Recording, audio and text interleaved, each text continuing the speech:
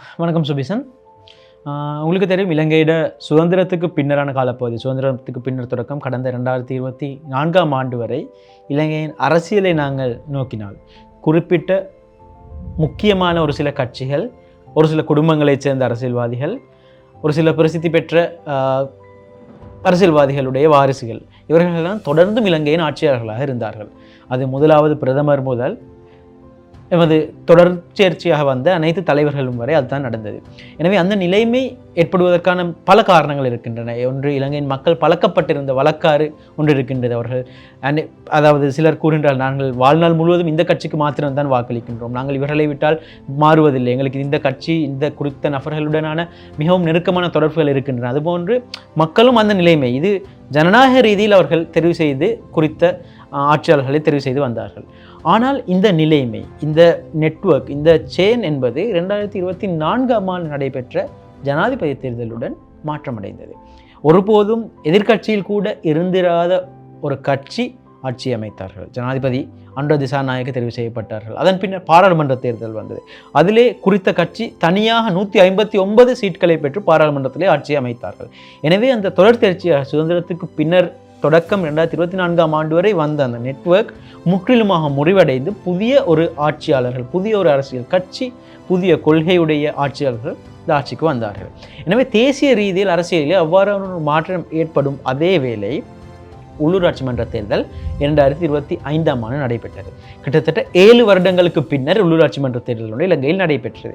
எனவே அந்த நான் ஏற்கனவே குறிப்பிட்ட அந்த தேசிய ரீதியில், தேசிய அரசியலிலே ஏற்பட்ட அந்த மாற்றமானது உள்ளூராட்சி மன்றங்களில், அதாவது கிராமப்புறங்களின் ஆட்சியாளர்களை தெரிவு செய்கின்றன. நாங்கள் கம் சபா என்று சொல்கின்றோம். முன்பே காலத்தில் இலங்கையிலிருந்து அந்த குக்கிராமங்களில் இருக்கின்ற ஆட்சி, அது பின்னர் தெரிவுபடுத்தப்பட்டு கொஞ்சம் வளர்ச்சி அடைந்து பிரதேச சபை, நகர சபை, மாநகர சபையாக மாற்றப்பட்டு உள்ளூராட்சி மன்றங்களாக மாற்றமடைந்தது. எனவே இந்த உள்ளூராட்சி மன்றங்களுக்கு அந்த தேசிய ரீதியிலான ஆட்சி மாற்றம், அரசியல் மாற்றம் எவ்வாறு தாக்கம் செலுத்துகின்றது என்பது பற்றிய ஆய்வே எங்களுடைய இந்த ரூரல் பாலிடிக்ஸ் ரிசர்ச் ஆகும். எனவே இதன் அடிப்படையில் நாங்கள் நாட்டில் பல இடங்களுக்கும் பல குழுக்கள் சென்று தேர்தலுக்கு முன்னரான காலப்பகுதியில் நிலைமை எவ்வாறு என்பதை ஆராய்ந்தோம். அதன் அடிப்படையில் நீங்கள் நிக்சனுடன் யாழ்ப்பாணத்துக்கு சென்றீர்கள். எனவே நாங்கள் அது பற்றி கலந்துரையாடுவதற்காகத்தான் இந்த நாங்கள் நேர்காணலை நாங்கள் ஒழுங்கு செய்திருக்கின்றோம். எனவே சுபிசன், நீங்கள் யாழ்ப்பாணத்தில் எந்த பிரதேசத்துக்கு நீங்கள் சென்றீர்கள்? நானும் நிக்சனும் யாழ்ப்பாணத்திட்ட தென்மராட்சி பிரதேச பிரிவுக்குட்பட்ட வரணி என்ற ஒரு பகுதி, அது தனிப்பட்ட ஒரு கிராமம். அந்த கிராமத்துக்குள்ள 2 வட்டாரம் இருக்குது. அதே நேரம் 7 ஜிஎஸ் பிரிவு இருக்குது. அந்த 7 ஜிஎஸ் பிரிவை உள்ளடக்கி நாங்கள் எங்களுடைய ஆய்வினை முழுமையாக செய்திருக்கிறோம். நீங்கள் எவ்வளவு நாட்கள் அந்த இடத்திலே நீங்கள் தங்கியிருந்து? 4 நாட்கள் முழுமையாக தங்கியிருந்து அந்த ஆராய்ச்சியை செய்திருக்கிறோம். ஓகே, சுருக்கமாக அந்த பிரதேசத்தின் வரலாற்றை நாங்கள் நோக்கினால், வரலாறு அது, அதாவது அவர்கள் தொடர்ச்சியாக எந்த கட்சிக்கு ஆதரவாளர்களாக இருந்தார்கள்? இப்போ நாங்கள் கடந்த 2018 உள்ளூராட்சி எலெக்ஷனை பார்த்தோம்னு சொன்னால், அதில் தமிழ் தேசிய கட்சிகளுக்கு அவ முழுமையான ஆதரவு அளிச்சிருக்கணும். அந்த விதத்தில் கஜேந்திரகுமார் பொன்னம்பலத்திட்ட தமிழ் தேசிய மக்கள் முன்னணியை சேர்ந்த ஒரு ஆளை ஆதரிச்சிருக்கணும் 1ஆம் வட்டாரத்தில் 2018ஆம் ஆண்டு. அதே நேரம் 2ஆம் வட்டாரத்தில் தமிழரசு கட்சியை சேர்ந்த பிரபாகரன் என்ற ஒரு ஆளை முழுமையாக அதிக வாக்குகளால் வெற்றி பெற செய்திருக்கணும் அந்த குறித்த வட்டாரத்திலே. தேசிய அரசியலை நோக்கினால் கடைசியாக நடைபெற்ற பாராளுமன்ற தேர்தலின் போது குறித்த பிரதேசத்தின் நிலைமை எவ்வாறு காணப்பட்டது? குறித்த பிரதேசத்திட்ட நிலைமையை பார்க்கும்போது தமிழ் தேசிய கட்சிகள்கிட்ட வாக்குகளில் ஒரு கொஞ்சம் சரிவு இருந்துச்சு. அதே நேரம் மனோர அலை என்ற ஒரு அலையிட்ட அந்த என்னன்னு சொல்ற தாக்கத்திட்ட விளைவாக ஒட்டுமொத்த யாழ்ப்பாணத்திலேயும் 3 தேசிய கட்சி சார்பாக 3 பாராளுமன்ற உறுப்பினர்கள் தெரிவு செய்யப்பட்டிருந்தனர். அதுகிட்ட விளைவாக ஒரு போனஸ் சீட்டும் கூட ஒன்று கிடைச்சிருந்துச்சு. பார்லிமெண்ட் எலெக்ஷனை வச்சு பார்க்கும்போது அனுராவுக்கு நல்ல ஒரு கணிசமான அளவு ஓட்ஸ் கொடுத்த பிரதேசத்தில். ஓகே சுபிசனன், இப்போ நீங்கள் சென்ற அந்த பிரதேசத்தில் நாங்கள் ஜியோகிராஃபிக்கலி பார்க்கும்போது எவ்வாறான ஒரு நிலை காணப்பட்டது அந்த இடத்துல?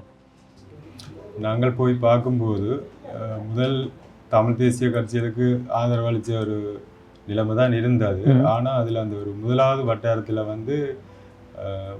கடந்த காலத்தில் சபைக்கு, பிரதேச சபைக்கு போன ஒரு மெம்பர் அவர் என்னென்னு சொல்கிறார், தனது பகுதிக்கு மட்டுமே அபிவிருத்தி செய்திருக்கிறார். அதே நேரம் சாதியம் சம்பந்தமாக கொஞ்சம் முரண்பாடுகள் ஏற்பட்டதால் வந்து மக்கள் வந்து ஒரு விரக்தி நிலை அடைஞ்சு, அதே நேரம் அதில் வந்து ஏற்கனவே அரசியல் இல்லாத ஒரு தேசிய மக்கள் சக்தி வேட்பாளர் ஒருவர் வந்து நல்ல செயற்பாட்டை வந்து முன்னெடுத்ததால் மக்கள் வந்து கூடுதலான ஆதரவு தேசிய மக்கள் சக்தி வேட்பாளருக்கு இருந்தது. அவர் ஒரு தனியார் கல்வி ஆசிரியர், அதே நேரம் ஒரு சமூக செயற்பாட்டாளராக இருந்திருக்கிறார். அவருக்கு வந்து அதிக ஆதரவு மக்கள் வந்து அதில் தெரிஞ்சு. இப்போ நான் நிக்சனோடு நான் கதைக்கும் போது நிக்சன் கொண்ட மேற்கு கிழக்குன 2 பகுதிகளாக பிரிக்கப்பட்டிருக்கு. அதை கொஞ்சம் எனக்கு மேற்கு பகுதியில் எவ்வாறானவர்கள் இருக்கின்றார்கள், கிழக்கு பகுதியில் எவ்வாறானவர்கள் இருக்கின்றார்கள், மேலும் அந்த அஃபேச்சர்கள் எந்த பகுதியை சேர்ந்தவர்கள், அவர்களுடைய பின்புலம் பற்றி கொஞ்சம் கதைக்க முடியுமா? மேற்கு பகுதியை சேர்ந்தாக்கள் வந்து உயர்ந்த சாதியாக்கள், அதே நேரம் கிழக்கு பகுதியை சேர்ந்தாக்கள் வந்து தாழ்ந்த சாதியாக்கள். தெரிவு செய்யப்பட்ட உறுப்பினர் வந்து மேற்கு பகுதியை சேர்ந்தவர். அவர் வந்து தனக்கு பிரதேச சபை ஊடாக கிடைச்ச எந்த அபிவிருத்தி, என்ன வீதி அபிவிருத்தியாக இருக்கலாம், தெருவிளக்கு பொறுத்தராக இருக்கலாம், எந்த அபிவிருத்தியாக இருந்தாலும் அவர் தந்த பகுதிக்கே செய்து கொண்டு வந்ததால் மற்ற பகுதி வந்து புறக்கணிக்கப்பட்டிருக்கு. அது கிழக்கு பகுதி புறக்கணிக்கப்பட்டது. அதாவது 2018ஆம் ஆண்டு உள்ளூராட்சி மன்றத்தில் தெரிவு செய்யப்பட்டவர் கிழக்கு பகுதியை சேர்ந்தவர். எனவே அவர் சகல விதமான வசதிகளையும் கிழக்கு பகுதிக்கு மாத்திரம்தான் கொடுத்திருக்கிறார். ஸோ இது தொடர்பில் மேற்கு பகுதி மக்களுடைய கருத்து என்ன?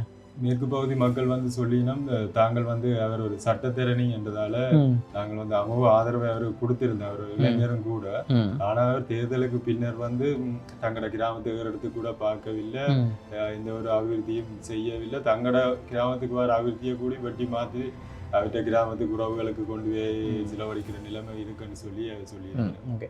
ஸோ உங்களுடைய தனிப்பட்ட அனுபவம் என்ன? நீங்கள் இருவரும் அந்த 2 பிரதேசங்களில் செல்லும் போது மக்கள் எவ்வாறு உங்களை அனுசரித்தார்? அவர்கள் வீடுகளுக்குள்ளே வரவழைத்து உங்களுக்கு என்ன வேணும், நீங்கள் எந்த ரிசர்ச் பண்ணி அப்படி இதாக்கினா, இல்லாட்டி அதிலே நீங்கள் ஏதேனும் பாரபட்சங்களை அனுபவித்தீர்களா? என்னென்னு சொன்னால், குறிப்பாக வந்து கிராமப்புறங்களில் வந்து மக்கள் வந்து புதாக்களோட பழகிறது கொஞ்சம் மெச்சப்படுவினம், கூச்சப்படுவினம். அந்த நிலைமையை நாங்கள் அனுபவிச்சிருந்தார்கள். யாருமே எங்களோட அவ்வளோண்டு அந்நியமாக பழகையில் நாங்களும் வந்து எங்களை விஷயத்தை மட்டுமே எடுக்கக்கூடிய மாதிரி தான் இருந்தது. அந்நியமாக உறவு ரீதியாக வந்து அவங்களும் வந்து பழகிறதுக்கான சந்தர்ப்பம் வந்து குறைஞ்சு. அவர்களுடைய அரசியல் ஞானம் எவ்வாறு? அந்த நிகழ்கால நாட்டில் நடப்புகள் அது சம்பந்தமாக தெளிவாக இருந்தார்கள், இல்லாட்டி கிழக்கு மேட்டிலே அதில் நீங்கள் வித்தியாசங்களை உணர்ந்தீர்களா? அதில் வந்து குறிப்பாக சொல்ல போனால் வந்து முதியவர்கள் வந்து நல்ல அரசியல் ஞானத்தோடு இருக்கணும். 2 பிரதேசங்களிலும் 2 பிரதேசங்களையும் அரசியல் ஞானத்தோடு இருக்கணும். அதே நேரம் பெண்கள் மற்றும் இளைஞர்கள் வந்து தங்களோட வட்டாரத்தில் போட்டியிடுற வேட்பாளர் யாருன்னு தெரியாத ஒரு நிலைமை இருக்குது. அதே நேரம் மற்ற வட்டாரத்தில் போட்டியிடுற வேட்பாளரை தான் தங்களோட வட்டாரத்துக்கு போட்டியிடுறாருன்னு சொல்லி அவர் மாறி காணிச்சு வச்சிருக்கிற நிலைமை வந்து இந்த அடிமட்ட அரசியல் அறிவு வந்து குறைவாக இருந்தது. எனவே இந்த வட்டாரத்திலே எத்தனை கட்சிகள் இருந்து அபேச்சர்கள் போட்டியிடுவதற்காக நாமினேட் பண்ணப்பட்டிருந்தார்? பிரதானமாக 6 கட்சிகள் கேட்டிருந்துச்சு. தமிழரசு கட்சி உண்டு, தமிழ் தேசிய மக்கள் முன்னணி உண்டு, தமிழ் மக்கள் கூட்டணி உண்டு, தேசிய மக்கள் சக்தி. இவ 4 பிரதானமான கட்சி. இவ 4க்கு தான் வாக்குகள் வந்து பிரதானமாக பங்கிடப்பட்டிருக்கு. ஓகே. அதன் பின் இப்போ தேர்தல் நடைபெற்று முடிந்தது. வெற்றி பெற்ற அபேட்சகர் யார் அந்த வட்டாரத்திலே? நாங்கள் வரணியில் வந்து 2 வட்டாரங்களை தான் நாங்கள் எடுத்து செய்திருந்தாலும், முதலாம் வட்டாரத்தில் வந்து தேசிய மக்கள் சக்தி ஞான ரோசன் வந்து 646 வாக்களை பெற்று வெற்றி பெற்றிருந்தார். அதே நேரம் 2ஆம் வட்டாரத்தில் ஏற்கனவே வென்ற தமிழரசு கட்சி வேட்பாளர் பிரபாகரன் அவர் 656 வாக்களை பெற்று வெற்றி பெற்றார். இப்போது முதலாவது வட்டாரத்தில் அந்த வெற்றி பெற்ற அபேட்சகருடைய பின்புலம் என்ன? அவருடைய பின்புலத்தை பார்த்தா அவர் வந்து இதுவரை அரசியல்ல அவர் வந்து செயற்பாடு இல்லை. அவர் மேற்கு புறமா கிழக்கு புறமா அவருடைய வசிப்பிடம்? அவர் வந்து பொதுவாக வந்து அவருடைய வசிப்பிடம் வந்து மேற்கு, உயர்ந்த சாதியை சேர்ந்தவர். ஆனால் வந்து பொதுவாக வந்து அவர்கிட்ட செயற்பாடுகள் வந்து பாகுபாடு இல்லாமல் எல்லா பக்கமுமே கடந்த காலத்து அரசியலை தாண்டி அவர்கிட்ட சேவை இருந்திருக்கு.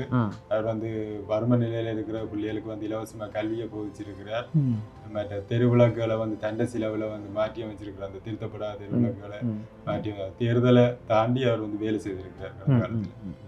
ஸோ அது ஒரு வகையில் அவருடைய வெற்றிக்கு காரணமாக அமைந்திருக்கலாம்.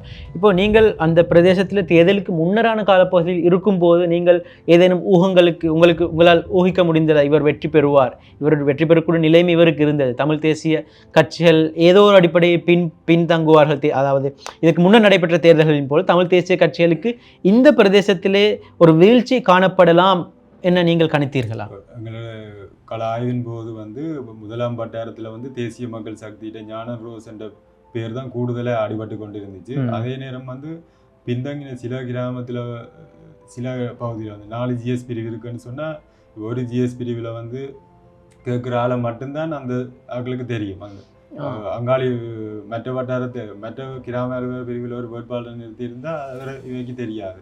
அப்படியான ஒரு நிலைமையில வந்து ஒரு ஆளை இன்னொரு ஆளுக்கு தெரியாத ஒரு நிலைமையில யாரை கூட தெரியுதோ அவைக்கு வந்து செல்வாக்கு இருக்கிற ஒரு நிலைமை இருந்தது. அந்த வகையில் ஞான ரோசன் வந்து கூடுதலாக பரணி முழுவதுக்குமே அவர்கிட்ட வந்து செயற்பாடுகள் இருந்ததால் அவர் வெற்றி பெறக்கூடிய சந்தர்ப்பம் இருந்தது. இறுதியாக நீங்கள் தேர்தல் மீட்டிங்ஸ்களுக்கு இல்லாட்டி பெரிய மீட்டிங்ஸ் கன்வர்சிங்களுக்கு நீங்கள் பங்கு பெற்றீர்களா?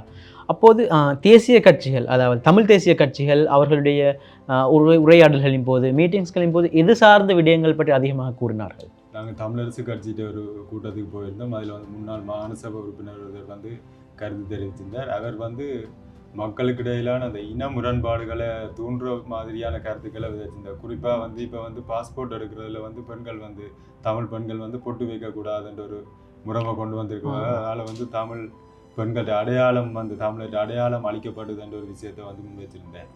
அதே நேரம் வந்து அந்த உப்பு விஷயம், ஆணையர உப்பு விஷயத்தில் வந்து ரஜா உப்புன்னு சொல்லி சிங்கள பேரை வச்சிருக்கணும்னு சொல்லி, மற்ற உப்புக்கு தட்டுப்பாடு நிலவுது, காணி விடுவிப்பு செய்யலை, தமிழற்ற போராட்டம் வந்து உரிமைக்கானது, ஆனால் இவையற்ற போராட்டம் அனுர அரசாங்கம் வந்து முதலெடுத்த போராட்டம் வந்து அதிகாரத்துக்கான அப்படியான விஷயங்களை முன் வச்சு அவற்றை பிரச்சாரம் போய்ட்டு, அதாவது தமிழ் தேசியம் சார்ந்த பிரச்சாரமாகவே அது காணப்பட்டது. அப்போது மக்கள் தேசிய, அதாவது என்பிபியுடைய மீட்டிங்ஸ்களில் மீட்டிங்கை பொறுத்த மட்டும் அவர் வேட்பாளர் சொன்ன விஷயங்கள் வந்து அடிமட்ட கிராமத்துக்கு அபிவிருத்தி சம்பந்தமாக, குறிப்பாக வந்து மாசேரி கிராமத்தில் வந்து ஒரு மயானம் இருக்குது. ஆனால் வெள்ள நேரம் அங்கே பொடி கொண்டு போகல, அது எரிக்க 8 கிலோமீட்டர் தூரம் கொண்டு போய் தான் அந்த பொடி இன்னொரு மயானத்தில் எரிக்க வேண்டிய நிலைமை இருக்கு. அப்போ அவர் வந்து அப்படியான விஷயங்களை, இது முக்கியமான ரோட்டு, பாலம், வீதி விளக்கு, பிரதேச சபையற்ற அதிகாரத்துக்கு உட்பட்ட விஷயங்களை தான் அவர் காய்ச்சிருந்தார். தேசியம் சார்ந்த, தமிழ் தேசியம் சார்ந்த எதுவுமே இருக்கவில்லை. ஓகே ஓகே, நன்றி. நாங்கள் பார்ப்போம் இதன் பின்னர். நீங்கள் தற்போது மீண்டும் ஒரு கள ஆய்வினை நீங்கள் மேற்கொண்டு இருக்கின்றீர்கள். தேர்தலுக்கு பின்னரான காலப்பகுதியில் நிலைமை எவ்வாறு மாற்றம் அடைந்திருக்கின்றது என்பதை நாங்கள் அந்த காணொலியில் உங்களை சந்திக்கின்றோம். நன்றி.